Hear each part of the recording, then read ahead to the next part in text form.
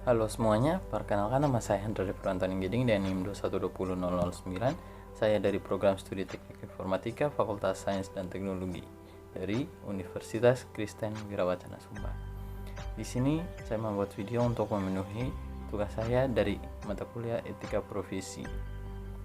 Di sini diminta untuk menjelaskan mengapa tidak semua pekerjaan itu tidak dapat disebut sebagai profesi dan diminta untuk memberikan contoh.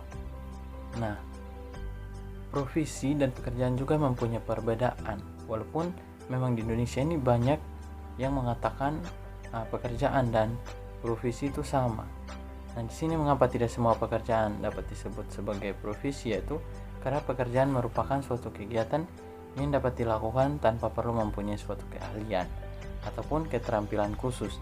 Nah, tujuan dari melakukan pekerjaan tersebut yaitu untuk melakukan guna untuk memperoleh penghasilan untuk memenuhi sebuah kebutuhan sehari-hari. Nah, itu artinya setiap orang dapat melakukan pekerjaan apa saja untuk memenuhi kebutuhan sehari-hari. Dengan kata lain, pekerjaan itu merupakan kegiatan utama yang harus dilakukan oleh setiap orang.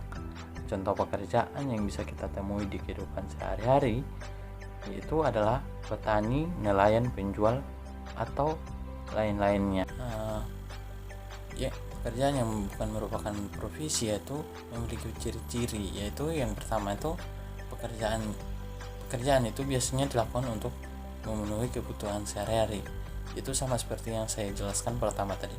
Nah, kedua, untuk melakukan pekerjaan setiap orang dapat melakukannya tanpa terkecuali. Yang ketiga itu pekerjaan dapat dilakukan tanpa membutuhkan ilmu atau keterampilan khusus.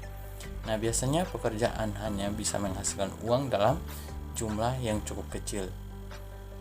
Nah, pada dasarnya pekerjaan itu dianggap mempunyai status yang rendah pada masyarakat kecil.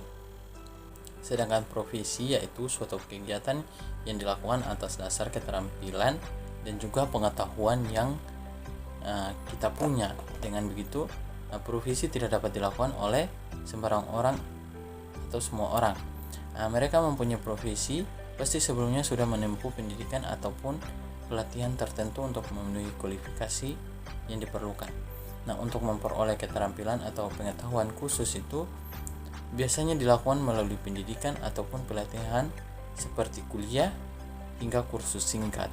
Hal tersebut harus dilakukan sebagai bukti bahwa mereka mempunyai pengetahuan dan keterampilan yang sesuai dibuktikan dengan adanya ijazah atau sertifikat.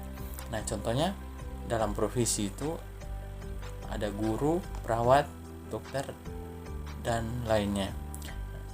Misalkan dalam profesi guru mampu mendidik anak-anak yang sudah mempunyai pengetahuan tentang dunia kependidikan. Nah, mungkin itu saja yang bisa saya jelaskan. Sekian dan terima kasih.